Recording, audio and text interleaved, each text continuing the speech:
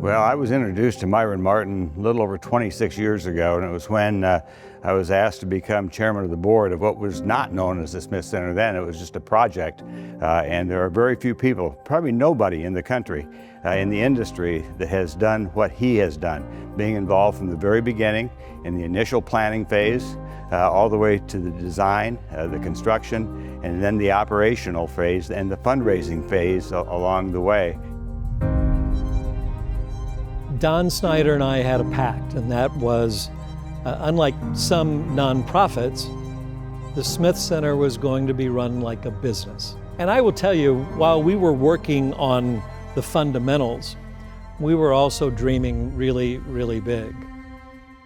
The prospect of building this thing, or something like that in Las Vegas, was a total long shot. I think most of us in the business felt that what Myron was attempting to do here was unrealistically ambitious. The scope of the project, it was a $470 million project.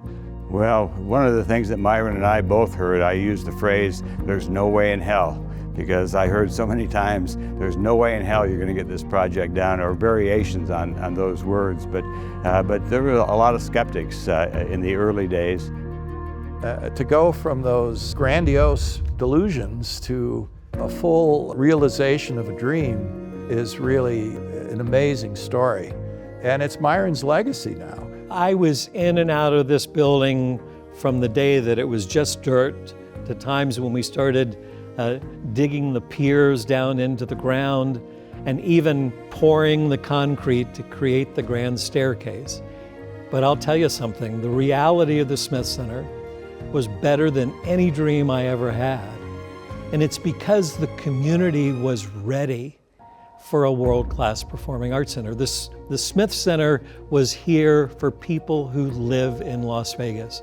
This is a special place, and what makes it special is the community has really fallen in love with it.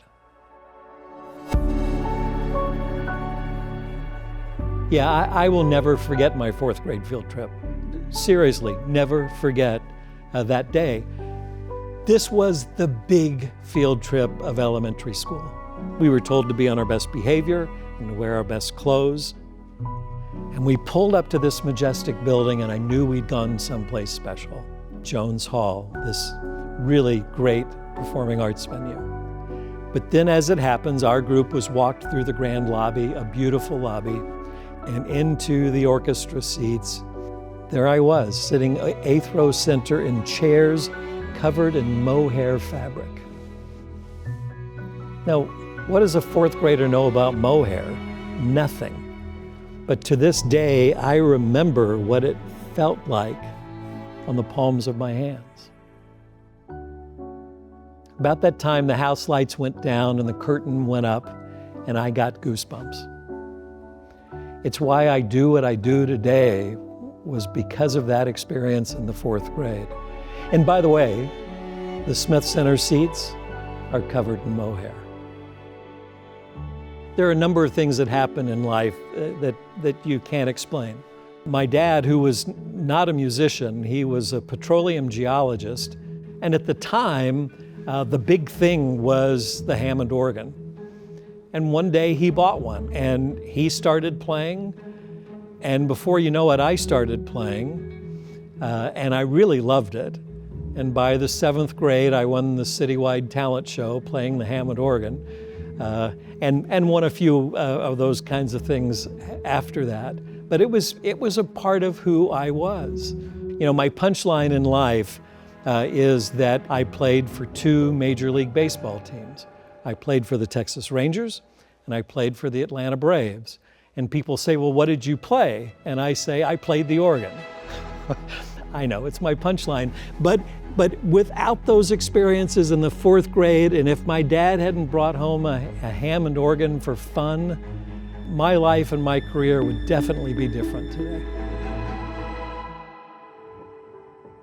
I think one of the most exciting things is when I come here and there are school buses lined up around the block. That really warms my heart. And to think that we have enhanced the lives of over 1 million students by bringing them here to the Smith Center. And one of the things we clearly learned over the years, and research supports it. Kids who are exposed to the arts do better in their education and in their careers. And so it's really important that it's part of our DNA, and we take great pride in it. I always pictured school bus loads full of kids coming to the Smith Center.